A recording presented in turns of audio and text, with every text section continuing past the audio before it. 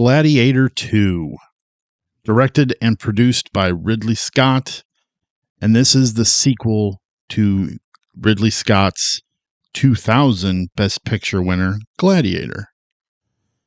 When they do sequels to Academy Award winning films, it always seems a bit odd to me.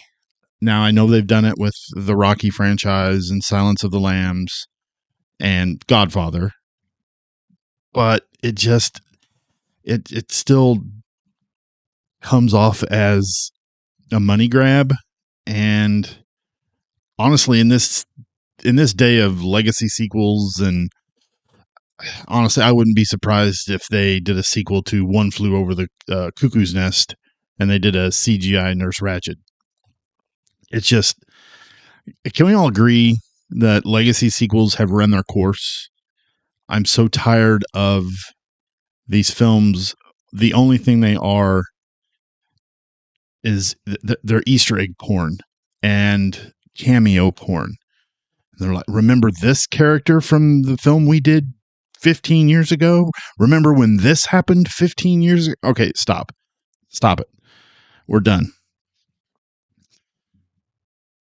Anyway, Gladiator 2, it stars Paul Mescal, Pedro Pascal, Joseph Quinn, Connie Nielson, and the great Denzel Washington. I want to get this out of the way right now. I am a huge Denzel Washington fan.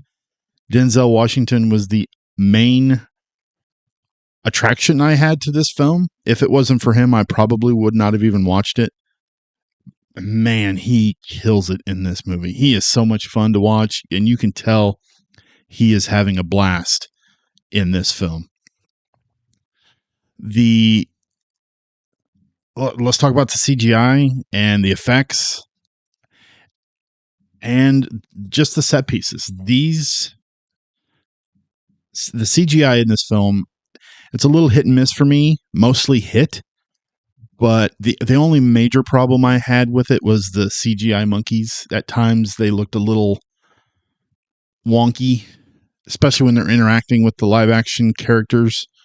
But honestly, other than that, the CGI was fantastic. It kind of did a retread of what Gladiator did with some of the arenas, but it just put on a higher gloss of paint, so to speak.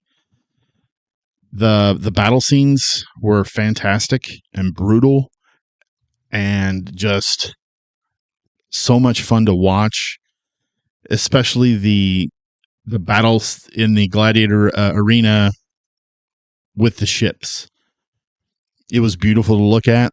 When I first saw that in the trailer, I was a little bit, what's the word I'm looking for?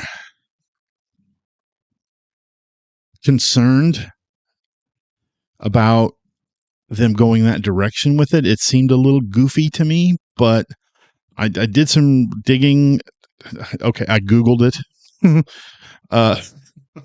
I'm not like flipping through ancient Rome textbooks at the library, let's be honest. But I Googled it, and they said that they did do battles like that in the arenas. They flooded the arenas with water using, their funneling system and tunneling systems. The sharks seemed a little bit much to me, but honestly, it kind of fit with the idea that Rome is so rich that they can just afford to throw money at whatever they wanted.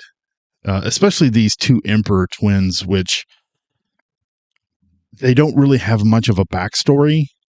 I don't really feel they need it.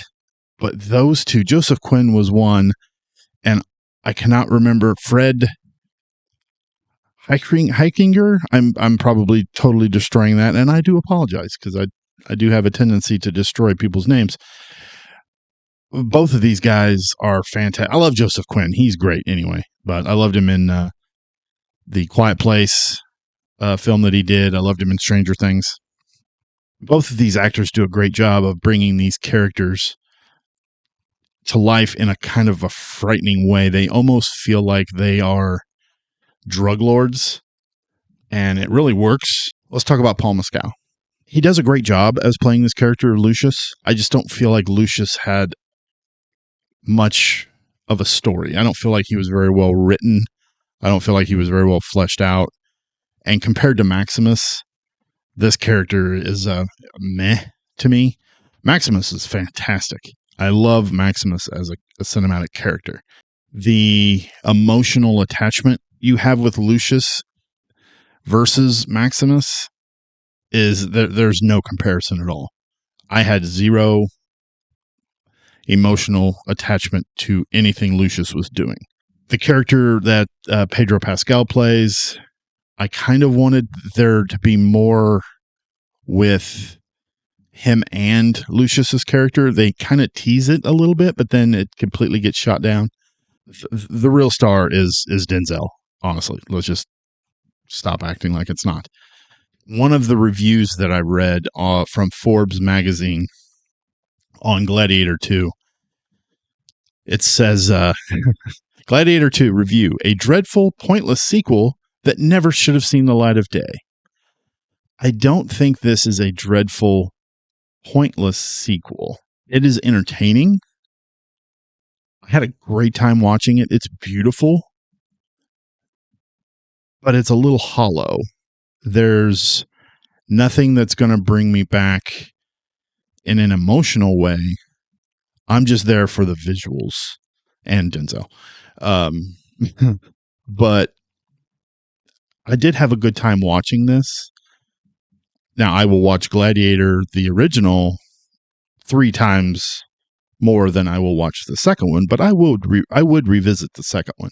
So Gladiator 2, I am going to give this a recommend. You're not going to have a deep emotional impact from this movie, but you're going to walk out of it or turn it off going, man, that was cool. I enjoyed that.